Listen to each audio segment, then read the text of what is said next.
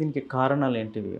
కారణాలనేవి ఏజ్‌ని బట్టి డిఫరెంట్‌గా ఉంటాయనుకోండి. చిల్డ్రన్స్ అనుకోండి వాళ్ళకి ఇన్ఫెక్షన్స్ కానీ, ఓకే. తర్వాత డ్యూరింగ్ డెలివరీ అప్పుడు ఏదన్నా బ్రెయిన్‌కు బ్లడ్ సర్క్యులేషన్ తగ్గినప్పుడు గానీ, ఓకే. ఏమన్నా చిన్న మెదడులో ట్యూమర్స్ వచ్చినప్పుడు అని కామన్‌గా చూస్తుంటాం. తర్వాత ఒక సర్టెన్ ఏజ్ అడల్ట్స్, తర్వాత యంగ్ నుంచి అడల్ట్స్ అనుకోండి.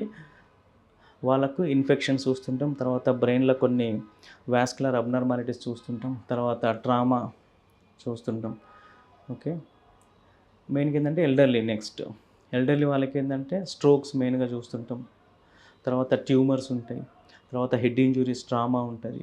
సో, అట్లా. సో, ఏ ఏజ్ వాళ్ళని బట్టి ఆ ఏజ్‌లో ఉండే కండిషన్స్ అనేవి కొంచెం డిఫరెంట్ ఉంటాయి. ఇంకొకటి చిల్డ్రన్స్‌లో జెనెటిక్ కాజెస్ ఉంటాయి. ఓకే. వాళ్ళకు జెనెటిక్ ప్రాబ్లమ్ ఏదైనా ఉన్నప్పుడు మెయిన్‌గా చిల్డ్రన్స్‌లోనే మనకు ఫిట్స్ అనేది చూస్తుంటాం.